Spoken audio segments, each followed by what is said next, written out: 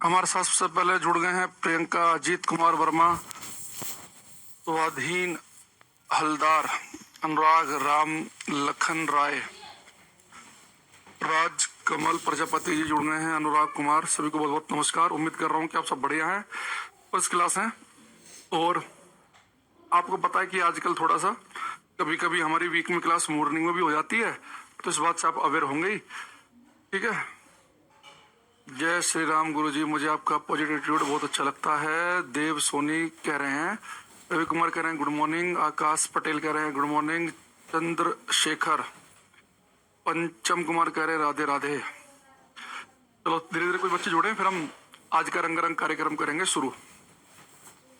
Bhavani Singh ji good morning, आकाश पटेल कह रहे हैं हाय सर, हेलो। देखो, लास्ट क्लास में जहां तक मुझे याद आ रहा है, शायद हम सिंपल पेंडुलम के केस मैंने आपको क्लास में कराए थे, सरल लोलक आपको पढ़ाया गया था। और मैंने कहा था कि सिंपल पेंडुलम में कुछ हम 15 मिनट के आसपास थोड़ी सी बात और करेंगे, फिर हम यूनिट और डायमेंशन पे आ जाएंगे। ठीक है। चलो, अभय, मानस, मनीष, भवानी, तुषार, सबको नमस्कार करते हुए कार्यक्रम करते हैं शुरू। ठीक है। देखो, सिंपल पेंडुलम में अगर आपको थोड़ा बहुत भी याद आ रहा हो कुछ कैसे चल रहा था माहौल, ये मान लो कि बेटा कोई दीवार है, छत है, कुछ भी है, और इस छत में हमने क्या किया, एक धागा लिया, स्ट्रिंग, और इस धागे के साथ में हमने गोला अटैच कर दिया था। ठीक है। ये हमारा बन गया था सिंपल पेंडुलम। ठीक। अब इस सिंपल पेंडुलम को हमने हल्का सा पकड़ के छोड़ दिया, ये ऐसे ऐसे चल रहा था, तो सिंपल पेंडुलम ने ऑसिलेट करना शुरू कर दिया। तो ये कुछ माहौल ऐसा बन रहा था जब ये ऑसिलेट कर रहा था।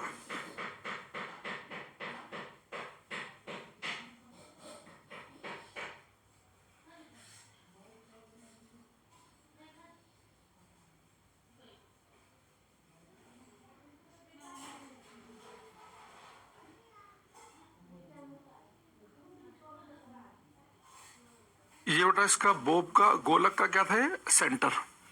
ठीक। ये बिल्कुल शुरुआत में जो बिल्कुल सिंपल लटका हुआ है, ये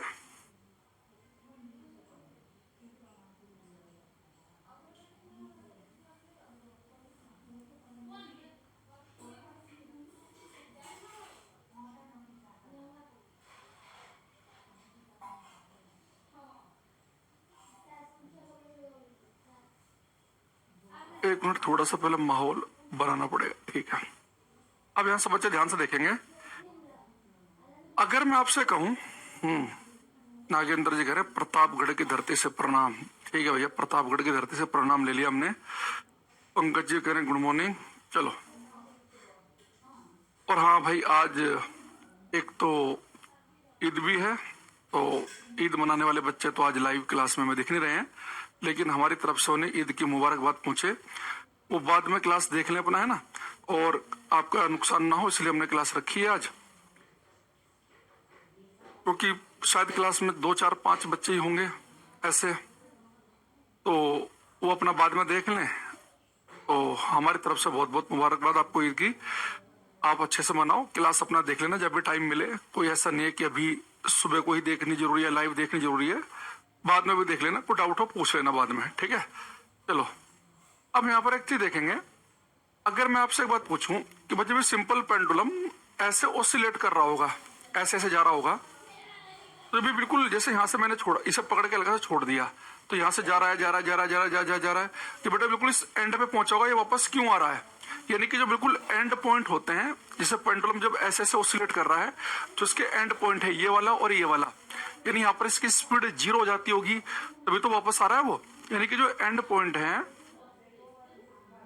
यहाँ पर जो स्पीड है इसकी, वो क्या हो जाती है, 0। यानी पेंडुलम जब ऑसिलेट करेगा, जो उसके एक्सट्रीम पॉइंट है, अंतिम बिंदु है, वहां पे स्पीड 0। अगर यहाँ पे इसकी स्पीड 0 हो गई, तो आप सभी को पता है कि जो काइनेटिक एनर्जी होती है उसका फॉर्मूला होता है हाफ mv²। अगर स्पीड 0 है तो काइनेटिक एनर्जी भी कितनी हो जाएगी, 0। यानी जो एंड पॉइंट है वहां पर स्पीड भी 0 होती है और काइनेटिक एनर्जी भी क्या होती है, 0। और हम सभी को पता है कि काइनेटिक एनर्जी जो है वो मिनिमम जीरो ही हो सकती है। काइनेटिक एनर्जी, गतिज ऊर्जा कभी नेगेटिव नहीं हो सकती। टोटल एनर्जी नेगेटिव हो सकती है। मैंने आपको बताया था सैटेलाइट पढ़ाते हुए भी, अगर टोटल एनर्जी नेगेटिव हो इसका मतलब है कि वो चीज बाउंडेड है, बंधी हुई है। टोटल एनर्जी नेगेटिव हो सकती है लेकिन काइनेटिक एनर्जी नेगेटिव नहीं हो सकती। क्यों भाई, हम तो हमेशा पॉजिटिव है ही, और ये v का स्क्वायर है तो ये वैल्यू भी हमेशा पॉजिटिव रहेगी। यानी कि एंड पॉइंट पर काइनेटिक एनर्जी जीरो का मतलब है कि काइनेटिक एनर्जी कैसे हो जाएगी, मिनिमम। तो अगर आपसे कोई पूछे कि जब पेंडुलम ऑसिलेट करता है तो उसकी गतिज ऊर्जा सबसे कम कहां पर होती है, अंतिम बिंदुओं पर।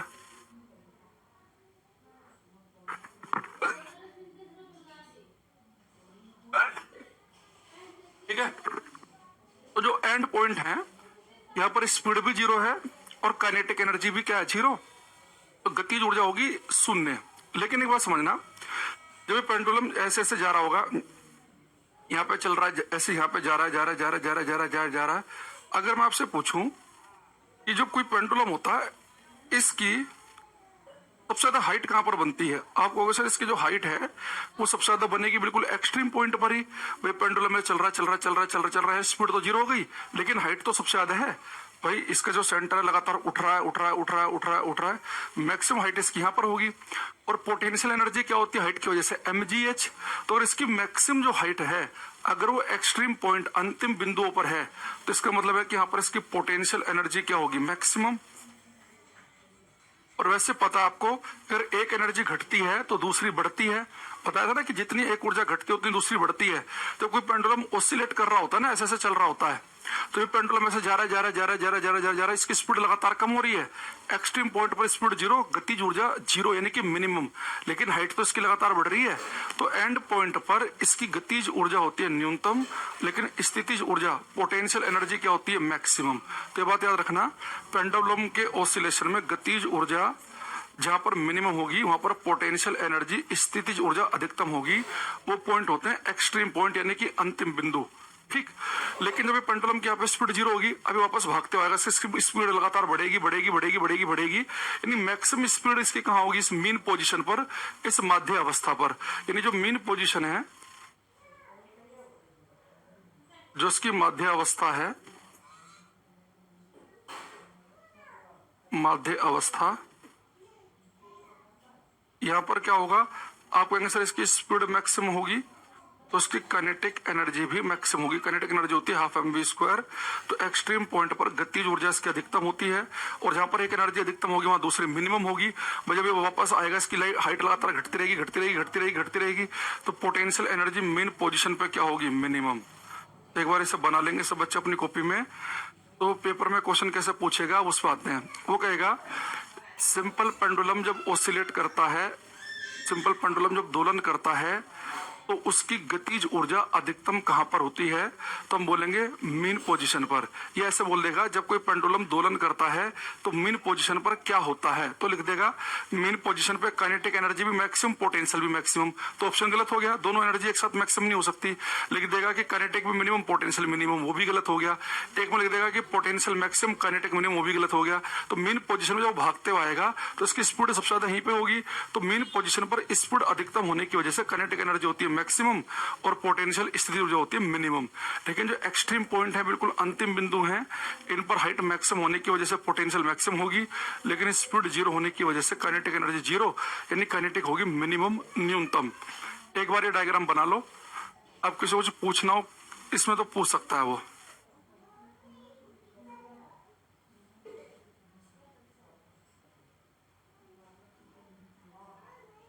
एक बार यहां तक किसी को कुछ पूछना है तो पूछ सकता है वो।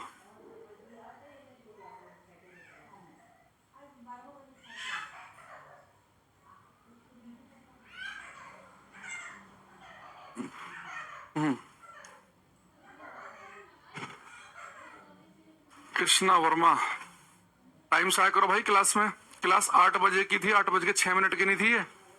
ठीक, अच्छा अभी बेटा हमारा पेंडुलम हो गया समाप्त। अब मैकेनिक्स का हम लास्ट चैप्टर स्टार्ट करेंगे, यूनिट्स एंड डायमेंशन, मात्रक और विमाएं, यूनिट्स एंड डायमेंशन। मात्रक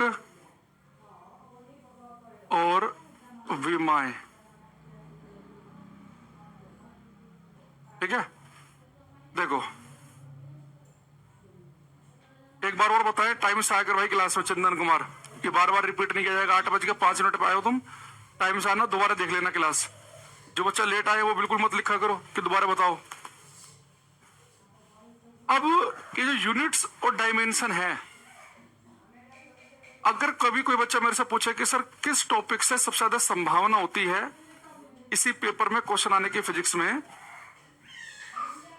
तो आप कहेंगे सर सबसे ज्यादा जो संभावना होती है, या मैं कहूंगा सबसे ज्यादा संभावना होती है यूनिट और डायमेंशन से। अगर आप कोई थोड़ा आसान से पेपर दे रहे हैं जैसे एसएससी टाइप का या कोई कांस्टेबल टाइप का, है ना, उनमें सबसे ज्यादा संभावना होती है यूनिट्स पूछ ले, मात्रक पूछ ले।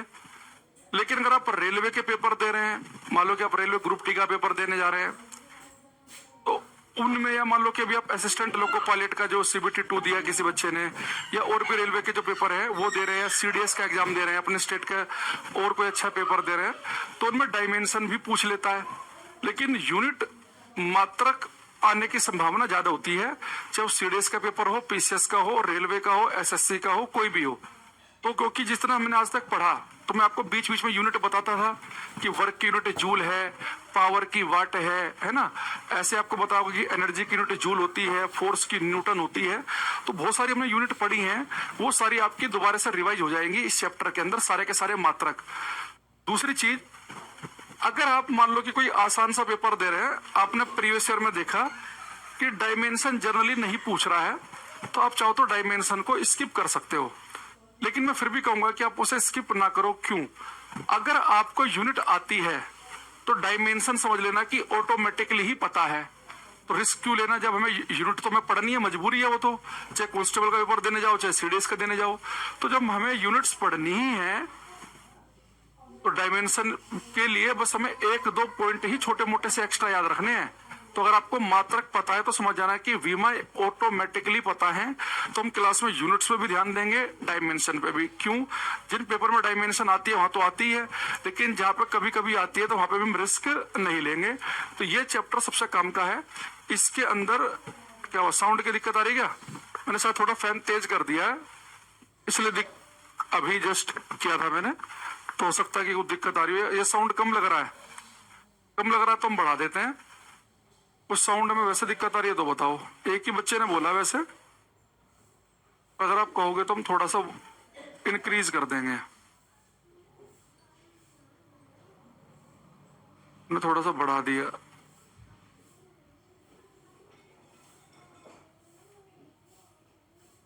ठीक है,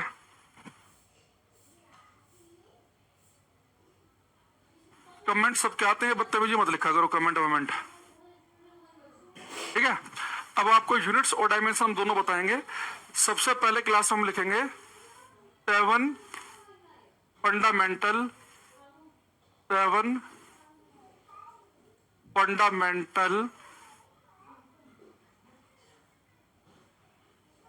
फिजिकल क्वांटिटीज, 7 मूलभूत भौतिक राशियां, 7 मूलभूत भौतिक राशियां, 7 मूलभूत भौतिक राशियां। ठीक है, साइड में कोई प्रॉब्लम नहीं है, वॉइस क्लियर है? ठीक है, नहीं सर बिल्कुल सही है। राम लखन, फिर तुम्हारे में दिक्कत है भाई, फोन वोन में। यहाँ देखो, अब यहाँ पे इस चैप्टर को बहुत ध्यान से पढ़ेंगे, काफी सबसे काम का है, इसे देखना। यहाँ पे लिखा हमने भौतिक राशियां, फिजिकल क्वांटिटी। तो सबसे पहले तो आप ये समझना कि फिजिक्स में हम फिजिकल क्वांटिटी, भौतिक राशियां कहते किसे हैं? बेटा फिजिकल क्वांटिटी, भौतिक राशियां वो राशियां हैं जिनके आप नाप तोल कर सकते हो, जिसका आप मेजरमेंट कर सकते हो। जैसे मैं कहूं भाई इस बोर्ड की लेंथ बताओ, इसकी लंबाई कितनी है, आप इंची टेप लेके आओगे, यहां से यहां तक आपने किया, आपने कहा कि सर ये जो बोर्ड आपके सामने है ये 75 इंच का है। बड़ा मजा आता है इसमें मैच वैच देखने में। उनमें लाइट वाइट बंद कर दो, इसमें चलाओ, समझो ना 75 इंच का टीवी, और इसमें ये जो आप कैमरे पे देखते हैं उसमें पूरा अच्छे से पता नहीं चलता है, तो आराम से मैच देखो, बड़ा मजा आता है एकदम देखने में। आईपीएल आईपीएल नहीं है तो ऊंचे टाइप के मैच हैं जो इंडिया के मैच होते हैं अपना, वो देखने चाहिए इंटरनेशनल कभी, है ना। और वो भी जब एक बार आप नौकरी वोकरी लग जाओ, यानी कि पचला जद्दोजहद कर रहे छोटी मोटी नौकरी के लगे आईपीएल देखने में, ठीक है। तो जिसके आप नाप तोल कर सको वो होती है फिजिकल क्वांटिटी, भौतिक राशियां। लेकिन अगर मैं आपसे कहूं कि भाई जैसे मान लो मैं चल रहा था और मेरे पैर में ठोकर लगी, पत्थर से मेरा पैर टकरा गया, मैंने कहा यार बहुत दर्द हो रहा है। आपने कहा गुरुजी कितना दर्द हो रहा है? बहुत तेज दर्द हो रहा है। कितना? बहुत ज्यादा। क्या आप दर्द को, पेन को आप कुछ मेजर कर सकते हैं? गुरुजी कितना दर्द हो रहा है? 20 ग्राम हो रहा है कि 500 ग्राम हो रहा है? गुरुजी 1 किलोमीटर का दर्द हो रहा है कि 5 किलोमीटर का हो रहा है? नहीं। तो आप किससे कितना प्रेम करते हैं, आप किससे कितनी जेलसी, ईर्ष्या करते हैं, आपको कितना दर्द हो रहा है, तो ये चीजें ऐसी है आप इन्हें मेजरमेंट नहीं कर सकते इनका। बस आप कहते हैं बहुत ज्यादा, कहते ना कि बच्चा कहता है, माँ बाप पूछते बेटा, या बच्चा पूछता कि मम्मी आप मेरे से कितना प्रेम करती हो, वो कहता है जी बहुत ज्यादा। कितना? बस ये समझ लो कि इस छोर से उस छोर तक, धरती से लेकर आकाश तक। तो ऐसे कुछ कवियों वाली बातें की जाएंगी, उसके लिए कुछ ऐसे यूनिट मात्रक नहीं होगा कि भाई किसी को प्रेम दर्शाने का कोई पैरामीटर है, या दर्द का है, या फिर जेलसी का है। तो कुछ चीजें ऐसी होती है जिनका मेजरमेंट नहीं कर सकते हैं, वो फिजिकल क्वांटिटी में नहीं आएंगी, फिजिकल क्वांटिटी में आएंगी जिसका मेजरमेंट कर सकते हैं। कि चावल 2 किलो है कि 5 किलो, मास द्रव्यमान की यूनिट है किलोग्राम, टेम्परेचर की यूनिट है कि 10 डिग्री सेल्सियस तापमान है कि 20 डिग्री सेल्सियस तापमान है, लंबाई की यूनिट है कि इतने मीटर है कि उतने मीटर है। तो जिन चीजों को हम मेजरमेंट कर सकते हैं फिजिक्स में कहलाते हैं फिजिकल क्वांटिटी। लेकिन फिजिकल क्वांटिटी तो सही है जिनका मेजरमेंट करें। ये फंडामेंटल क्या है? फंडामेंटल ये वो है कि अगर ये 7 फिजिकल क्वांटिटी आपको पता हो तो इसके बेस पर आप फिजिक्स को समझ सकते हैं। यानी कि फंडामेंटल है, ये तो हमें पता ही होनी चाहिए बेसिक। इसके आधार पर हम बाकी चीजों को भी एक्सप्लेन कर दें। जैसे कि मैं आपसे कहूं कि भाई एक पति पत्नी के रिश्ते के लिए फंडामेंटल चीज क्या है? आप कहोगे सर, मान लो कि एक पति पत्नी के रिश्ते में आप कहोगे सर फंडामेंटल चीज है, बिल्कुल मूलभूत जो चीज है वो है कि उनमें विश्वास होना चाहिए, एक दूसरे के प्रति सम्मान होना चाहिए। तो फंडामेंटल चीजें हैं कि विश्वास हो, प्रेम हो, है ना, एक दूसरे के प्रति, ये फंडामेंटल चीजें। बाकी चीजें तो खैर ये खरीद के दे दिया, ये ले लिया, वो ले लिया, तो सब खैर बाद की बातें। फंडामेंटल चीज तो ये है। ऐसे में आपसे कहूं कि भाई एक मकान बनाने के लिए फंडामेंटल चीजें क्या चाहिए? सर एक जमीन का टुकड़ा चाहिए, ईंट चाहिए, सीमेंट चाहिए, बालू चाहिए, रेत चाहिए, पानी चाहिए, सरिया चाहिए। अगर ये चीजें हो आप फिर कैसा भी स्ट्रक्चर बना दो। उस जमीन के टुकड़े पे 4 कमरे बनाने हैं, 2 बनाने हैं, 1 बनाना है, 3 फ्लोर बनाने हैं, 5 बनाने हैं।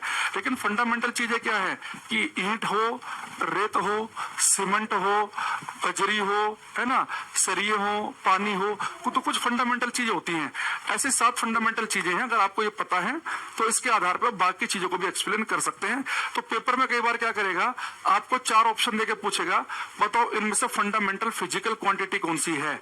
तो 7 फंडामेंटल क्वांटिटी कौन कौन सी है पहले मैं वो लिख देता हूं, फिर हम आगे बढ़ेंगे। तो 7 फंडामेंटल फिजिकल क्वांटिटी में है, एक तो लेंथ, लंबाई, लेंथ, लंबाई, एक लिखेंगे मास, द्रव्यमान, मास, द्रव्यमान, एक हम लिखेंगे इसमें बेटा टाइम, समय, लेंथ, मास, टाइम, लंबाई, द्रव्यमान, समय। एक लिखेंगे हम इसमें टेम्परेचर,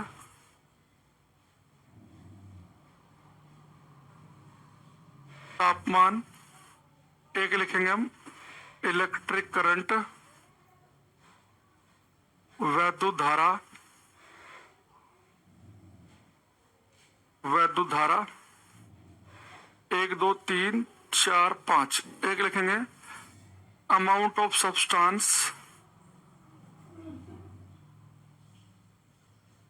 पदार्थ की मात्रा,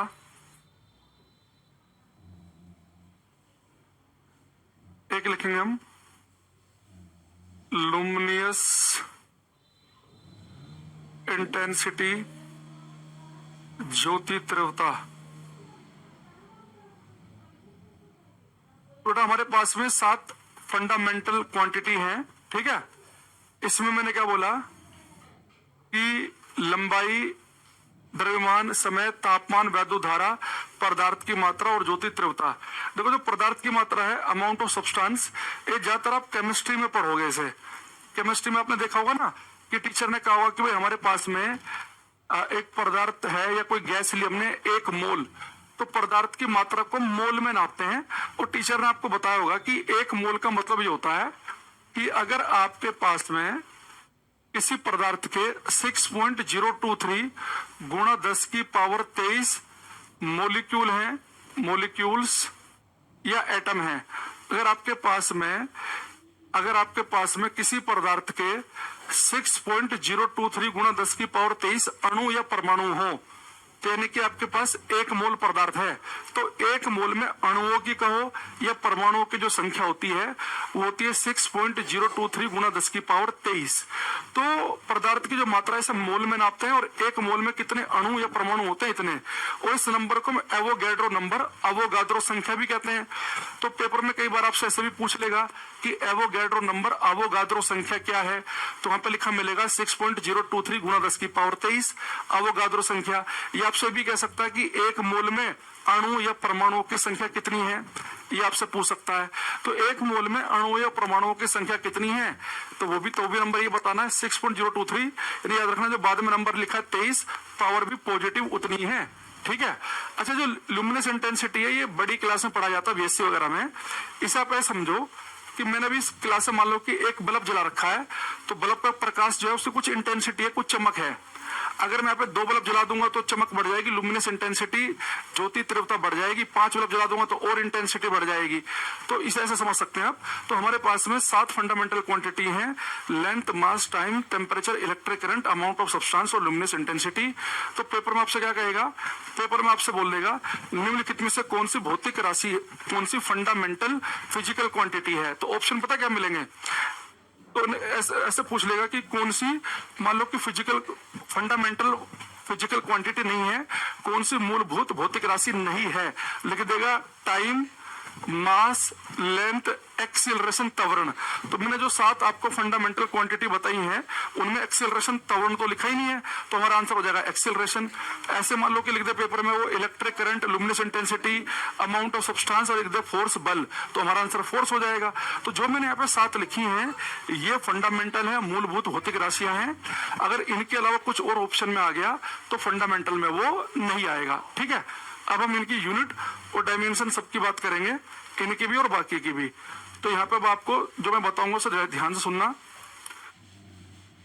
इसमें 5-7 मिनट का गेम है, अगर अच्छे से आप उसे समझ गए तो आप अगले आधे पौन घंटे बहुत अच्छा फील करोगे क्लास में, वरना तो बस एक दूसरे की शक्ल देखोगे जो घर में बैठे हैं आपके साथ में। देखो यहाँ पे लिख रहा हूं मैं फिजिकल क्वांटिटी, भौतिक राशि,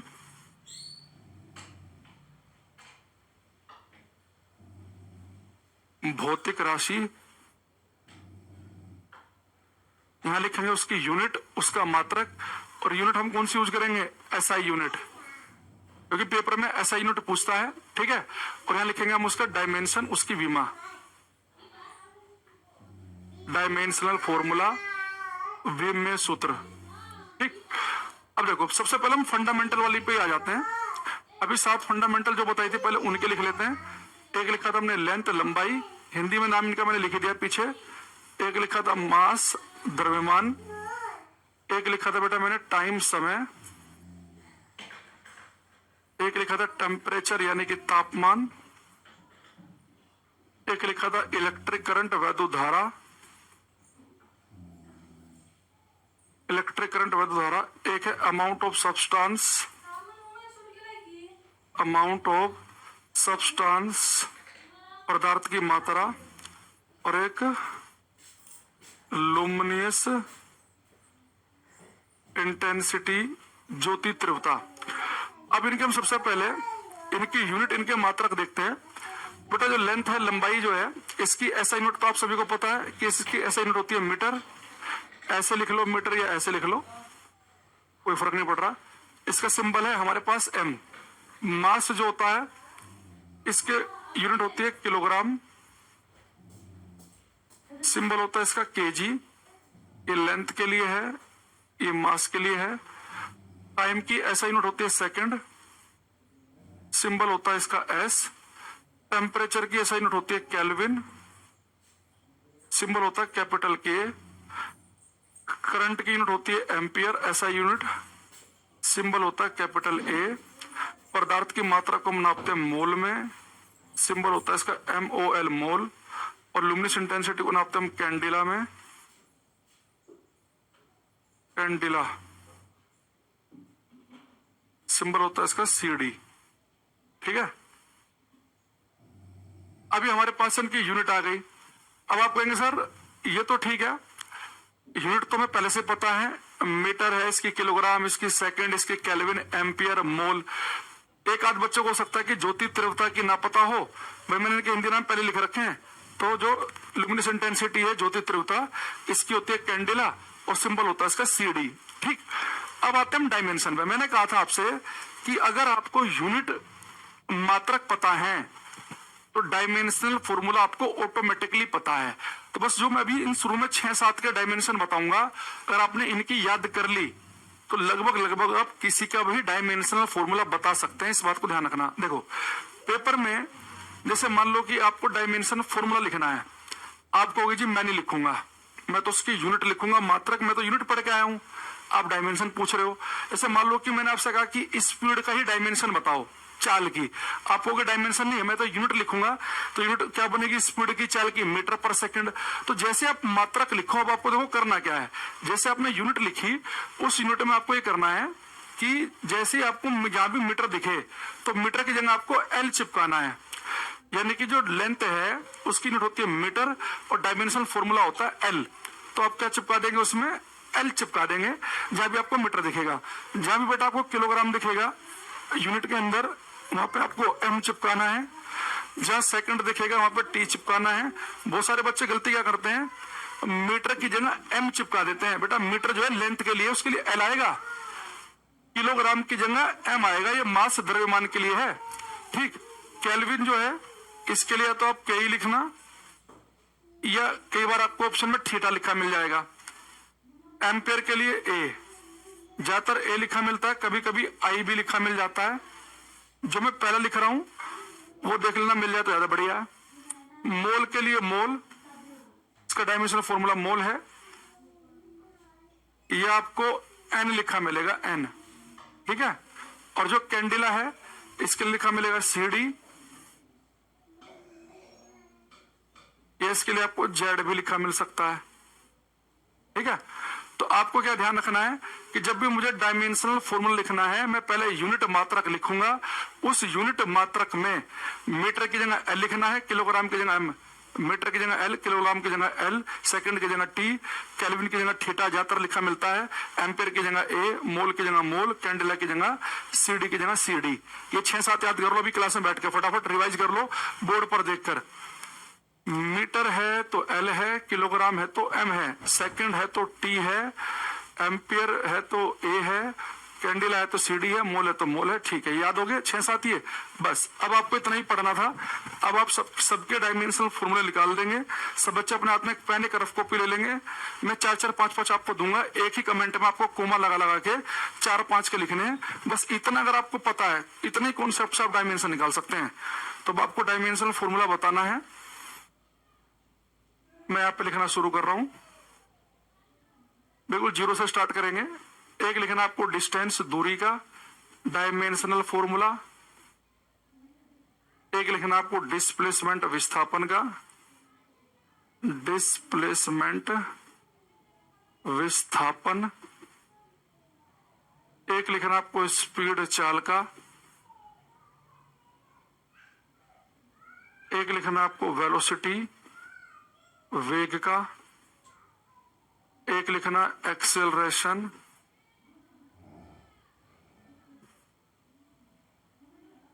त्वरण का। एक लिखना आपको लीनियर मोमेंटम, रेखीय संवेग, लीनियर मोमेंटम,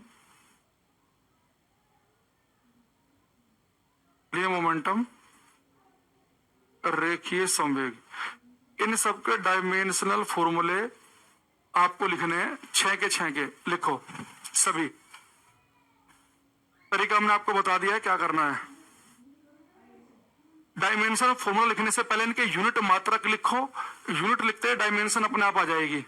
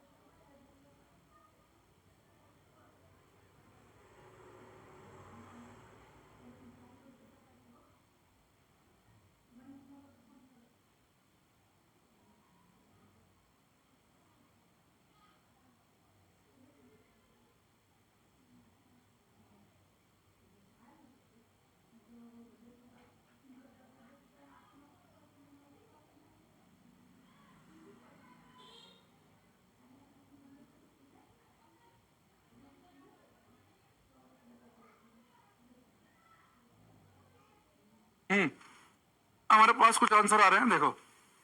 मैंने कहा कि डायमेंशनल फॉर्मूला लिखने से पहले आप क्या करेंगे, डिस्टेंस की यूनिट होती है मीटर, यूनिट मीटर, डिस्प्लेसमेंट के लिए भी मीटर के लिए एम, स्पीड मीटर पर सेकंड, वेलोसिटी मीटर पर सेकंड, एक्सेलरेशन के लिए बताया था मीटर पर सेकंड स्क्वायर होता है, और लीनियर मोमेंटम की यूनिट होती है किलोग्राम मीटर पर सेकंड। ये सारी मैंने आपको पढ़ा रखी है।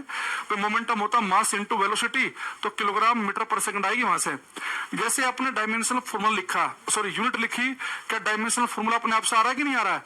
तो मीटर की जगह क्या चिपका है ना, एल, यानी डिस्टेंस का डायमेंशनल फॉर्मूला एल, इसका भी एल आ गया। मीटर के लिए एल, सेकंड के लिए टी, तो टी पहुंच जाएगा ऊपर, तो बन गया एल टी की पावर -1। ये भी एल बाई टी बन गया एल टी की पावर -1। तो मीटर के लिए एल, सेकंड स्क्वायर यानी कि टी स्क्वायर, तो क्या बन जाएगा ये एल टी की पावर -2। किलोग्राम की जगह एम लिखना है, मीटर की जगह एल, सेकंड की जगह टी, तो बन जाएगा एम एल टी की पावर -1। और ये बड़े ब्रैकेट में लिखना होता है डायमेंशनल फॉर्मूला, ये लिखने का तरीका है इसका, ठीक। तो ये हमारे पास आ गया। तो जिन बच्चों ने लिखा है उनका एकदम बिल्कुल सही है। यानी आप एक चीज देखो, आपने डायमेंशनल फॉर्मूले के लिए स्पेशल कुछ थोड़े ना किया है, आपको यूनिट तो रटनी है, ये तो मजबूरी है आपकी यूनिट याद करना। बस मीटर की जगह एल लिखना है, सेकंड की जगह टी लिखना है, मीटर की जगह एल, सेकंड की जगह टी, मीटर की जगह एल, सेकंड की जगह टी, किलोग्राम की जगह एम एल टी, ये हमारा आंसर बन गया। दूसरी चीज आपने और देखी, जैसे स्पीड और वेलोसिटी है, इन दोनों के यूनिट सेम है, मीटर पर सेकंड, तो इनका डायमेंशनल फॉर्मूला भी सेम ही आएगा। यानी जिनके मात्रक सेम है उनका डायमेंशनल फॉर्मूला सेम ही आना है, क्योंकि डायमेंशन तो हम निकाल ही यूनिट से रहे हैं, तो इसका सेम आएगा, ठीक है। अच्छा, अब आगे बढ़ते हैं। 7 यहाँ पे मैं आपसे चाहूंगा कि आप मुझे बताएं फोर्स बल का डायमेंशनल फॉर्मूला क्या होगा, फोर्स का। लेकिन जैसे मैंने आपसे फोर्स पूछा, आप कहोगे सर यहां तो माहौल बदल गया एकदम, कि फोर्स की जो एसआई यूनिट है वो तो आपने हमें न्यूटन बताई थी, और न्यूटन का सिंबल क्या होता है, कैपिटल एन। आप कहोगे सर न्यूटन के लिए तो आपने हमें कुछ नहीं बताया, आपने कहा था कि मीटर की जगह एल लिखना है, किलोग्राम की जगह एम लिखना है, सेकंड की जगह टी, केल्विन की जगह थीटा, एम्पेयर की जगह ए, मोल की जगह मोल, कैंडेला की जगह सीडी। लेकिन सर यहाँ तो न्यूटन के लिए तो कुछ बताया नहीं। देखो, अगर कभी ऐसा हो कि जब आप यूनिट मात्रक लिखें और वो मात्रक किसी साइंटिस्ट का नाम आ जाए, तो साइंटिस्ट का नाम क्यों आया होगा, उसे सम्मान देने के लिए। तो उस साइंटिस्ट का जब नाम आ जाए तो आपको पता करना पड़ेगा, जैसे फोर्स की यूनिट न्यूटन है, न्यूटन का मतलब क्या है। तो जब भी साइंटिस्ट का नाम आए तो आपको फॉर्मूले की हेल्प लेनी पड़ेगी। तो आपको एक न्यूटन देखना पड़ेगा किसके बराबर है। तो बेटा फोर्स का फॉर्मूला क्या था, F is equal to m में। तो यहाँ से हमें पता है कि फोर्स को नापते हैं न्यूटन में, तो 1 न्यूटन किसके बराबर होगा, मास को नापते हैं किलोग्राम में, एक्सेलरेशन को नापते हैं मीटर पर सेकंड स्क्वायर में। यानी फोर्स की जो यूनिट है वो है किलोग्राम, वो है न्यूटन, और 1 न्यूटन होता है किलोग्राम मीटर पर सेकंड स्क्वायर। एक्चुअल में फोर्स का मात्रक यही बनना चाहिए, किलोग्राम मीटर पर सेकंड स्क्वायर। लेकिन हमने क्या कहा, हमने कहा कि भैया हम न्यूटन को सम्मान देंगे, इज्जत देंगे, तो किलोग्राम मीटर पर सेकंड स्क्वायर न्यूटन लिख देंगे। तो 1 न्यूटन जो है इसका मतलब मुझे पता है 1 किलोग्राम मीटर पर सेकंड स्क्वायर। अब आप किसका डायमेंशन फॉर्मूला इजीली निकाल लेंगे, किलोग्राम की जगह एम लिखना है, मीटर की जगह एल चिपकाना है, सेकंड की जगह टी, सेकंड पे स्क्वायर तो स्क्वायर आ जाएगा, ये बन जाएगा एम एल टी की पावर -2, एम एल टी की पावर -2 आ जाएगा। ये चंदन कुमार, रवि कुमार, स्वाधीन, हैलदर, वो ठीक आ रहा है। और मैं चाहूंगा कि आप बेटा ये एम, जैसे आपने शुरू में 7 याद किए थे ना, उनमें से एक आप ये फोर्स का भी याद कर लो, क्योंकि इसकी भी हमें बहुत जरूरत पड़ेगी। डायरेक्ट बहुत जगह ऐसा होगा कि जहां पे मुझे डायरेक्ट ही न्यूटन लिखा होगा, तो जैसे मैं मीटर की जगह एल चिपका रहा हूं, याद रखना न्यूटन की जगह एम एल टी की पावर -2 चिपकाना है। एक तो ये फोर्स का डायरेक्ट भी पूछ लेता है, और ये बहुत जगह हमें जरूरत पड़ेगी, तो एम एल टी की पावर -2 शुरू के जो 7 याद किए उनमें से इसको भी याद कर लो, ठीक। एम एल टी की पावर -2, एम एल टी की पावर -2। अब देखो, अब आपको बहुत सारे कर सकते हैं। सबसे इंपॉर्टेंट है ये रेलवे में बहुत रिपीट होता है भाई, यूनिवर्सल ग्रेविटेशनल कांस्टेंट, इसका लिखो यूनिवर्सल ग्रेविटेशनल कांस्टेंट, सार्वत्रिक गुरुत्वाकर्षण नियतांक, सार्वत्रिक गुरुत्वाकर्षण नियतांक, यूनिवर्सल ग्रेविटेशनल कांस्टेंट, इसका क्या होगा, यूनिवर्सल ग्रेविटेशनल कांस्टेंट, इसे लिखते हैं हम कैपिटल जी से। इसका डायमेंशनल फॉर्मूला जो है आपको बताना है। तो आपको पता है कि जब भी हमें डायमेंशनल फॉर्मूला लिखना हो तो हमें इसकी यूनिट मात्रक लिखना पड़ेगा। अच्छा, जो कैपिटल जी है तो इसकी तो वैल्यू भी पूछ सकता है पेपर में, तो वैल्यू भी हमें पता ही है 6.67 गुणा 10 की पावर -11। और इसकी यूनिट क्या बताई थी मैंने आपको, याद होगी सभी को, इसकी यूनिट होती है newton metre square upon kilogram square, ठीक है। तो जो कैपिटल जी है इसका जो मात्रक बनेगा वो बनेगा newton metre square upon kilogram square, ठीक है। तो अब इसका डायमेंशनल फॉर्मूला लिखो।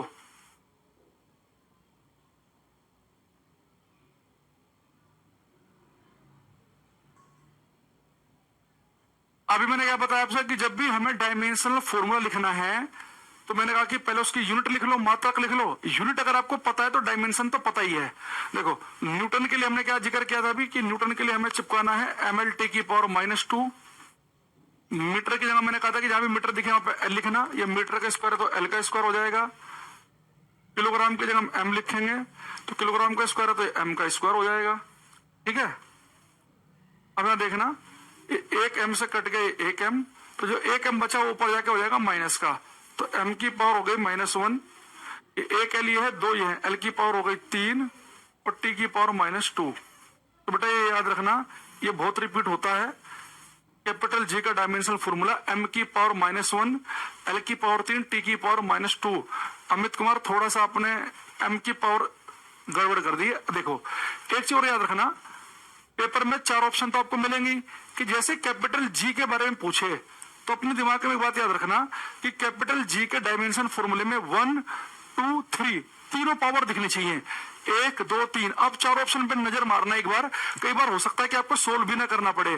तो किसी फॉर्मूले में वो क्या लिख दे, एल स्क्वायर टी स्क्वायर, यानी गलत हो गया, यानी 1, 2, 3 दिखना चाहिए। इसमें पावर 4 दिखी, गलत हो गया। तो जैसे आपने देखा 1, 2, 3, मान लो एक ही फॉर्मूले में, एक ही ऑप्शन में उसको टिक लगा देना। और मान लो कि 2 ऑप्शन में 1, 2, 3 दिखे, फिर आपको ध्यान रखना पड़ेगा कि जो कोने वाले थे वो माइनस में थे और बीच वाला था प्लस में, या फिर सोल्व ही कर लेना। अगर एक से ज्यादा फॉर्मूले, एक से ज्यादा ऑप्शन में आपको 1, 2, 3 दिखे फिर सोल्व कर लेना। अगर एक ही ऑप्शन में 1, 2, 3 दिखे तो उस पर टिक लगा देना, क्योंकि बहुत आता है, इसलिए आपको ध्यान रखना है, ठीक है। अच्छा, एक मैं चाहूंगा आपसे, एक यहीं पर आप बताएंगे मुझे इम्पल्स आवेग का, इम्पल्स आवेग का डायमेंशनल फॉर्मूला क्या होता है? इम्पल्स का आवेग का डायमेंशनल फॉर्मूला।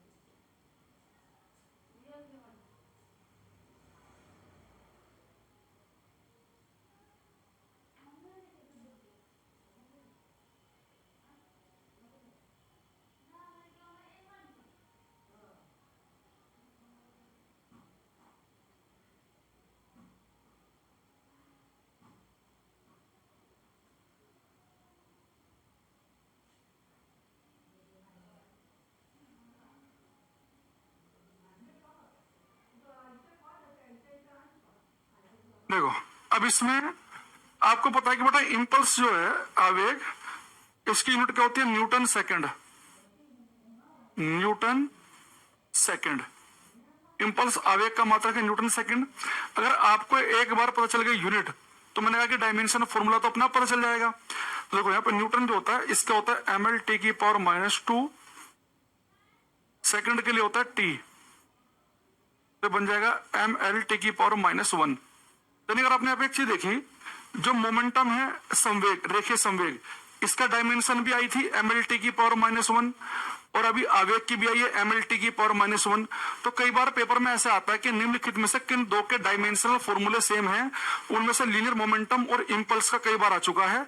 तो ध्यान रखना कि आवेग और संवेग, संवेग और आवेग, इन दोनों के विम्य सूत्र समान है, दोनों के डायमेंशनल फॉर्मूले सेम है, mL/-1, mL/-1, इसलिए मैं इन दोनों को साथ साथ लिखा। देखो इनका नहीं पूछेगा कि किन दो के डायमेंशनल फॉर्मूले सेम है, तो बहुत ही आसान हो गया। स्पीड और वेलोसिटी दोनों के मात्रक मीटर पर सेकंड है, तो इनके डायमेंशनल फॉर्मूले सेम आए। लेकिन वो लीनियर मोमेंटम और इंपल्स का कई बार पूछ चुका है। ऐसे 3-4 सेट आएंगे जिनके सेम सेम होंगे, तो वो ज्यादा काम के हमारे, ध्यान रखेंगे उन्हें। तो आवेग और संवेग, मोमेंटम और इंपल्स, दोनों के डायमेंशनल फॉर्मूले होते हैं सेम। ठीक, अच्छा, एक यहां पे लिखेंगे अभी आप वर्क का डायमेंशनल फॉर्मूला, कार्य का। वर्क एक लिखना आपको यहां पे, टॉर्क बल आघूर्ण, टॉर्क बल आघूर्ण। एक लिखना आपको एनर्जी, ऊर्जा।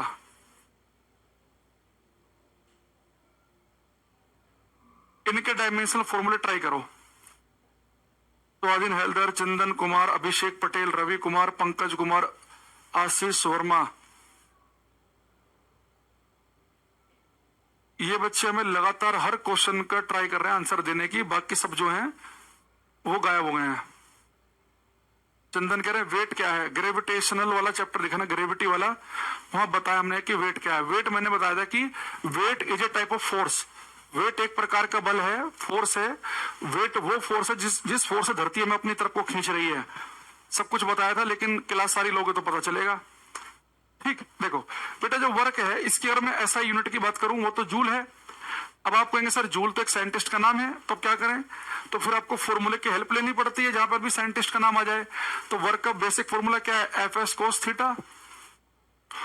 बेटा वर्क को हम नापते हैं जूल में, तो एक जूल किसके बराबर होगा? फोर्स के लिए न्यूटन, डिस्प्लेसमेंट विस्थापन के लिए metre. Cos theta sine theta का कुछ नहीं होता।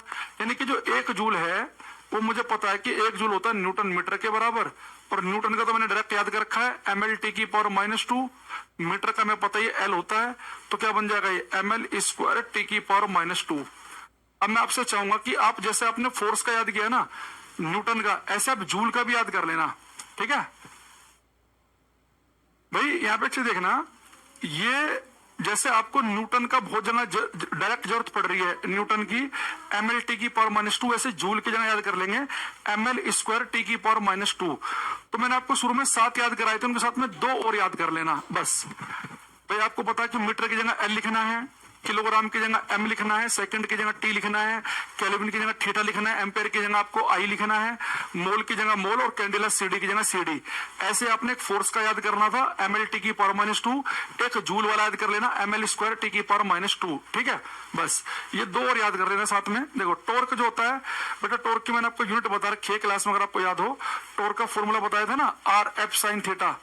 तो टॉर्क की जो यूनिट बनी थी वो क्या बनी थी? इसकी यूनिट, फोर्स को हम नापते हैं न्यूटन में, दूरी को नापते हैं मीटर में, तो इसकी यूनिट बनी थी न्यूटन मीटर। और आपको पता ही है कि 1 जूल न्यूटन मीटर के बराबर होता है। तो न्यूटन मीटर से हमारे पास क्या था? ml²T⁻²। यानी कि जो डायमेंशन होती है वर्क की, वही किसकी होती है? टॉर्क की। ये भी बहुत इंपॉर्टेंट है। जब मैं आपसे क्वेश्चन पूछूंगा पीडीएफ में नेक्स्ट क्लास में, वहां पे आएगा कि वर्क और टॉर्क इन दोनों के डायमेंशनल फॉर्मूले कैसे हैं? सेम हैं। अच्छा, आपको पता है कि जो एनर्जी है, एनर्जी को हम किस में नापते हैं? जूल में। एनर्जी जूल में नापते हैं, और जूल का तो हमने डायरेक्ट याद किया है ml²T⁻²। तो वर्क हो, एनर्जी हो, टॉर्क हो, इन तीनों के डायमेंशनल फॉर्मूले विभव सूत्र समान हैं। हालांकि पेपर में आपसे वर्क एनर्जी का नहीं पूछेगा, क्योंकि सबको पता है कि वर्क भी जूल में नापते हैं, एनर्जी भी जूल में नापते हैं, तो इनके मात्रक सेम है, तो डायमेंशनल फॉर्मूले भी सेम आएंगे। पेपर में किसका पूछेगा? वो वर्क और टॉर्क का ज्यादातर पूछता है। तो वर्क, टॉर्क, एनर्जी तीनों के डायमेंशनल फॉर्मूले सेम हैं। इससे पहले हमने पढ़ा था कि आवेग और संवेग, इंपल्स और मोमेंटम के सेम है। चंदन, रवि, आशीष, स्वाधीन करते रहो भाई। अभिषेक पटेल, ml²T⁻², ml²T⁻², ml²T⁻²। अगले पे चलते हैं। 12 एक लिखेंगे आप। जो बच्चा ट्राई कर रहा है, कॉपी पर लिख रहा है मेरे बताने से पहले, वही सीख पाएगा। यांत्रिक शक्ति, एक इसका लिखना है मैकेनिकल पावर का, ठीक है।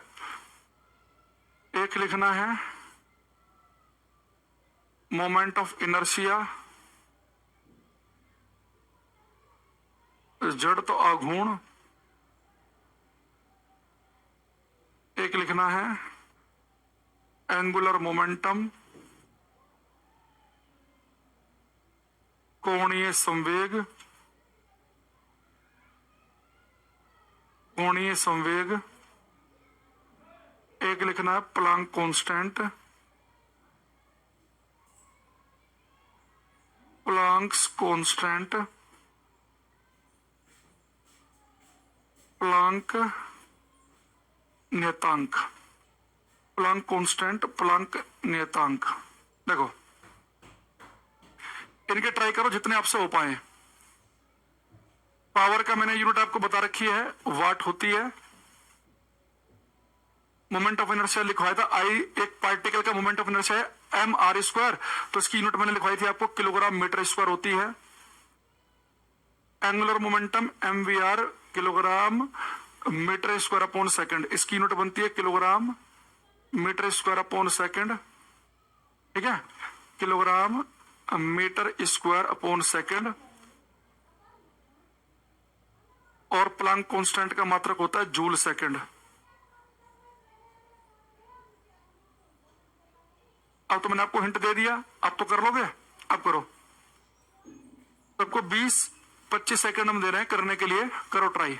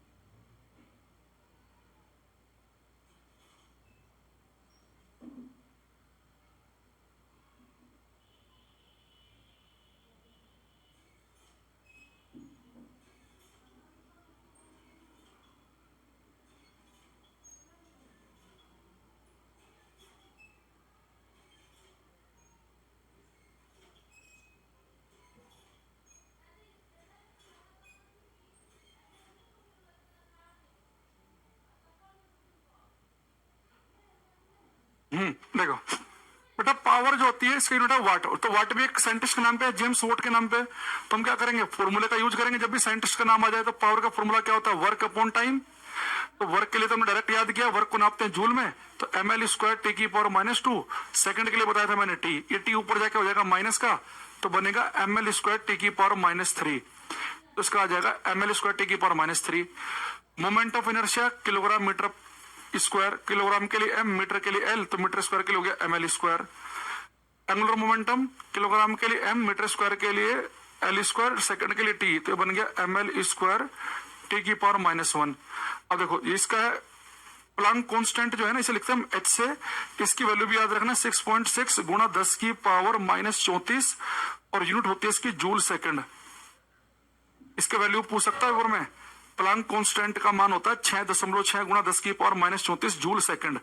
अच्छा, अब जूल को लिखते हैं हम ml² टी की पावर -2, और सेकंड के लिए आता है टी, तो बनेगा ml² टी की पावर -1। तो यहां पे देखना बेटा, जो डायमेंशनल फॉर्मूला आया है एंगुलर मोमेंटम के लिए वही आया प्लांक कांस्टेंट के लिए। इवन ये एसएससी में भी आ चुका है, ये बहुत इंपॉर्टेंट है, अच्छे पेपर में बहुत आता है कि किन दो के विभिन्न सूत्र समान हैं, उनमें आपको एंगुलर मोमेंटम और प्लांक कांस्टेंट इन दोनों के सेम हैं, इनके आपको बहुत देखने को मिलेगा। तो एंगुलर मोमेंटम और प्लांक कांस्टेंट दोनों का विभिन्न सूत्र है ml² टी की पावर -1। इनके डायमेंशनल फॉर्मूले सेम है, ये आपको ध्यान रखना है, ठीक है। आगे आते हैं 16। एक लिखेंगे बोल्ट्जमैन कांस्टेंट। ये जो कांस्टेंट है इनके मात्रक आते रहते हैं, सीपीयू में आ रखा है इसका मात्रक, इसकी वैल्यू बोल्ट्जमैन कांस्टेंट की। बोल्ट्जमैन कांस्टेंट, बोल्ट्जमैन नियतांक। एक है universal gas constant, universal gas constant, सार्वत्रिक गैस नियतांक, सार्वत्रिक गैस नियतांक। ठीक, देखो बोल्ट्जमैन जो कांस्टेंट है इसे लिखते हैं हम केबी से। इसकी वैल्यू होती है 1.38 गुणा 10 की पावर -23 जूल पर केल्विन। पूरा लिख देता हूं मैं, चलो।